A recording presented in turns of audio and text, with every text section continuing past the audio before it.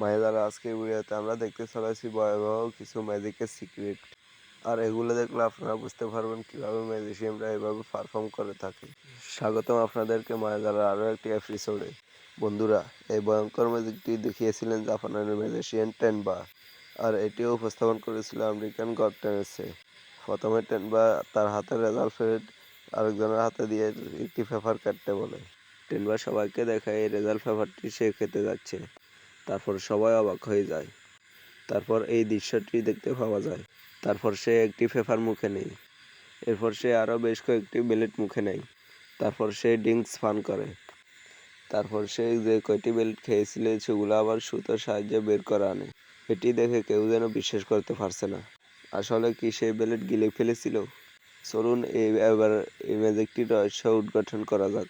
Magician প্রথমে এই ধরনের কয়েকটি বেলেট তার মুখের মধ্যে নিয়ে নেয়।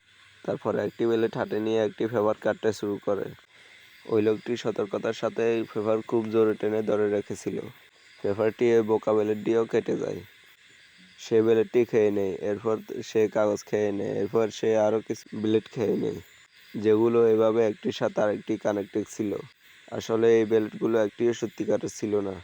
এগুলো তৈরি করা হয়েছিল গ্লুকোজ এবং কিছু কেমিক্যাল দিয়ে। তারপর সে পেপার খেয়ে নেয়। এই পেপারটিও গ্লুকোজ দিয়ে তৈরি করা হয়েছে, যা বাজারে অহরহ পাওয়া যায়। এরপর সে গালের এক পাশে ডিংটি ফার্ন করে, যা আপনারা দেখতেই পারছেন। ফাইনালি মুখের এক পাশে বেলেটগুলো লুকিয়ে রাখা বেলেট একের পর এক সুতো ধরে টেনে টেনে বের করে। তারপর বের করে দর্শকদেরকে অভিভূত করে দেয়। এই ম্যাজিকটি যদিও গায়ের লোম দাঁড় করে দেওয়ার মতো হয়, এখানে কেবলমাত্র দর্শকদের বোকা বানানো হয়েছে।